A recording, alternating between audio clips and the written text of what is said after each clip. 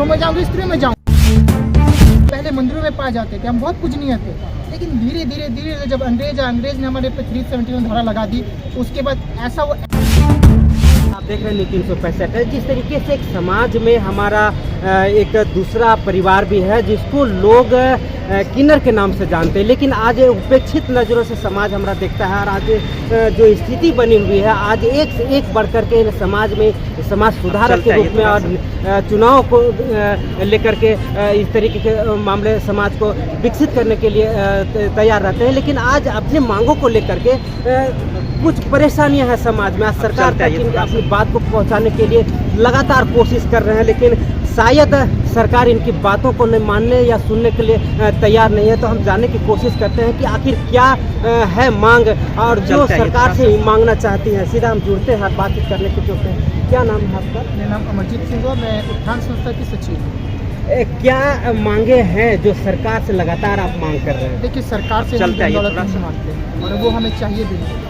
सरकार से नहीं मांगते कि हमारे लिए जो आम जनता को सुविधा है, जैसे इंदिरा आवास की सुविधा, जैसे शेल्टर होम की सुविधा, शौचालय की सुविधा, स्वास्थ्य सेक्टर में सुविधा, लेकिन आप देखेंगे आज तक कहीं भी नहीं है। आप इतना बड़ा रिम्स अस्पताल चले जाइए, मेल फीमेल विंडो मिलेगा, क्या वहाँ ट्रांसजेंडर विंडो है?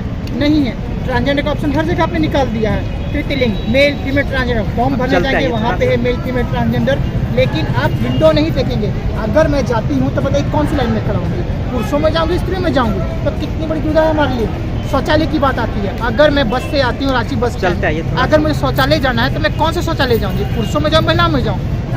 तो सोचिए मुझे कितना जूझना पड़ता है, मुझे कितनी परेशानियों का सामना करना पड़ता है। ये सिर्फ मैं नहीं, पूरा मेरा समाज कितना परेशान होता होगा। अब चलते हैं, यही हमारी परेशानियाँ हैं। आपके जैसे लोग समाज को सुधारने के राजनीतिक में भी कदम रखें और प्रभावी तरीके से समाज को सुधारने के काम किए। क्या लगता है अगर सरकार आपकी बात नहीं मान रही है तो क्या राजनीति का दरवाजा में जाएंगे? एकदम, मैं तो एकदम सोच रही कि विधानसभा चुनाव में लड़ूं पूर्वी या पश्चिमी सिंहभूम से, और अपने समाज और साथ में जो जर्नल लोग हैं उनके लिए भी काम करूं। क्योंकि आज आप देखें कितने लोग यहाँ बैठे भी हुए हैं जो सरकार के विरोध में हैं, तो इनका क्या कसूर है? ये अपनी मांग लेकर ही आए, और अपनी मांग हम अगर सरकार के पास नहीं रखेंगे तो किसके पास रखेंगे? कौन सुनेगा हमारी? आज हम मंदिर जाते हैं, भगवान के पास प्रार्थना करते क्यों? क्योंकि हमें आसरा है कि भगवान हमें देगा। उस तरह हम भी सरकार से आश्रित होते कि सरकार हमारी सुनेगी, तभी हम सरकार से मांगते हैं। नहीं तो हमें कोई शौक नहीं कि हम अपना समय बर्बाद करने सरकार के पास, सरकार के दरवाजे को बार बार खटखटाएं। आपका रूप को अर्धनागेश्वर कहा जाता है, और अर्धनागेश्वर मतलब पार्वती और शिव का रूप माना जाता है, लेकिन समाज में आपके जो भावना है वो अपेक्षित हमेशा दुर्व्यवहार की नज़र से देखा जाता है। क्या कारण मानते हैं ऐसे? क्या समाज में आपको जीने का कोई जो बराबर का दर्जा दिया हुआ है, क्या आप उस दरवाजे जो अधिकार है वो नहीं मिल पा रहे हैं? देखिए, समाज जो आपने जो बात की अर्धनारेश्वर की बात, तो वो इसलिए ना क्योंकि पहले जो पहला रूप शिव शक्ति का जो भगवान शिव ने लिया था, उन्होंने एक प्रतिज्ञा शिव शक्ति, और हम पहले मंदिरों में पाए जाते थे, हम बहुत पूजनीय थे। लेकिन धीरे धीरे धीरे जब अंग्रेज ने हमारे पे 371 धारा लगा दी, उसके बाद ऐसा वो एक्ट लगा दिया कि हमें क्रिमिनल एक्ट के अंदर डाल दिया। उसके बाद हमारे पास कोई स्थान नहीं था, हम जंगलों में रहने लगे, इधर छिपकर रहने लगे, और चीज़ें हमारे बहुत मुश्किल हो गई थी। उसके बाद जब हम फिर से जब अंग्रेज देश आज़ाद हुआ, चीज़ें बदलने लगी, तब समाज ने तो हमें एकदम अलग ही कर दिया। मतलब कहीं पे भी हमारी जगह नहीं थी। आज के समय भी अगर आप देखेंगे कई शमशान जगह पे हमें जलाने का अधिकार नहीं है। क्यों? क्या हम इंसान नहीं है? अगर मैं हिंदू घर में जन्म ली हूँ, सिख घर में जन्म ली हूँ, लेकिन शमशान में मुझे जलाया नहीं जाता था। क्यों?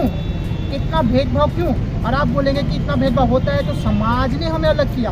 हम समाज को अलग नहीं करते। आज अगर हम घर में किसी घर में अगर ट्रांसजेंडर बच्चा पैदा हो जाता है ना, सबसे पहले सोसाइटी को प्रॉब्लम होती है, अरे तेरा बच्चा हिजड़ा पैदा हो, तेरा बच्चा छक्का पैदा हो। अरे ये तो भगवान की देन है, हम तो हर घर में नहीं पाए जाते, बहुत गिने चुने घरों में पाए जाते। तो आपको तो खुश होना चाहिए कि आपका बच्चा ट्रांसजेंडर है, लेकिन आपको वहाँ शर्म आ जाती है कि अरे ट्रांसजेंडर पैदा हो गया, उसको तुरंत आप उठा के फेंक देते हैं या जान से मार देते हैं, लेकिन कहीं वो रिकॉर्ड दर्ज नहीं होता। अगर आज आप देखेंगे बहुत सारे ट्रांसजेंडर का मर्डर हो जाता है, लेकिन कहीं वो रिपोर्ट में दर्ज नहीं है। क्यों? कई सारे ट्रांसजेंडर का रेप हो जाता है, कोई उसके लिए खड़ा नहीं होता। ऐसे अगर कुछ भी पूरा देश कैंडल मार्च निकालता, लेकिन आज बता दें किसी ने भी आज एक भी ट्रांसजेंडर के कैंडल मार्च निकालो या लड़ाई की हो, कभी नहीं। तो हमारे लिए कौन लड़ेगा? हम तो आम जनता से अपील कर सकते हैं ना। अभी राज्यपाल महोदय से शायद आप नहीं मुलाकात हो पाई, क्या मांगे थी जो उनसे मिल करके आप अपना बात रखना चाहते हैं? देखिए, मांगे यही थी आज जिस परिवार में मैं हूँ, मेरा भाई है, मेरा भाई मेरे साथ नहीं चलता क्योंकि उसको शर्म आती है क्योंकि मैं ट्रांसजेंडर हूँ। मेरी बहनें मेरे साथ फ़ोटो नहीं खिंचवाती, FB पर नहीं डालती क्योंकि उनको शर्म आती कि अरे तेरा भाई या बहन ट्रांसजेंडर है। तो आम जनता मेरे लिए क्या काम करेगी? राज्यपाल सर से एक व्यक्ति कोई था पॉलिटिकल आके साइन करवा लिया कि मैं इनके लिए गरिमा गृह बनाऊंगी। उनका काम सिर्फ पैसा खाना है, पैसा खाने के लिए गरिमा गृह बनाएंगे और पैसा छापेंगे। हमारे लिए कोई नहीं काम करता, सब पैसे का है। तो हम वही राज्यपाल सर के पास आए थे कि जिस भी संस्था को आपने ये काम दिया उस संस्था से काम ले लिया जाए। हम नहीं चाहते कि और लोग हमारे लिए काम करें, हम खुद से अपने लिए काम, क्या हम सक्षम नहीं हैं? हम भी सक्षम हैं, हम भी पढ़े लिखे हैं, हम भी आगे काम करना चाहते हैं। लेकिन और जो जिसको भी आपने ये काम दिया उससे ये काम ले करके हमारे ऑर्गेनाइजेशन को या हमारे जैसे लोग जो काम करते हैं उनको ये काम दिया जाए। मेरा नाम अमरजीत सिंह है, मैं उत्थान संस्था की सचिव हूँ।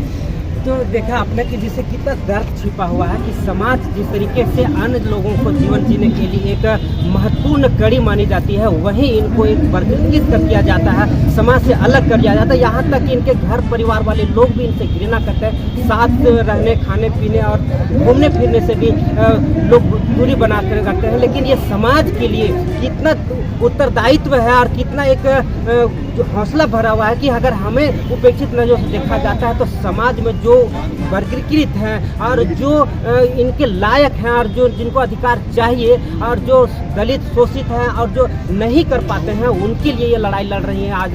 और अपने उनके मांगों को लिए राज्यपाल के महोदय के पास गए थे लेकिन वो मिल नहीं पाए हैं। लेकिन कहीं न कहीं समाज इनको अलग स्थान देती है और अलग तरीके से इनको देखा जाता है। तो ये कब तक चलेगा ये कहना मुश्किल है, लेकिन एक दिन ऐसा आएगा कि ये फिर से पूजनीय होंगी और इनको एक बार फिर अर्धनागेश्वर के रूप में समाज में दर्जा मिलेगा। लगातार इनकी बातों को आप तक पहुंचाने के लिए लगातार बने रहे न्यूज़ 365 राजेश के साथ।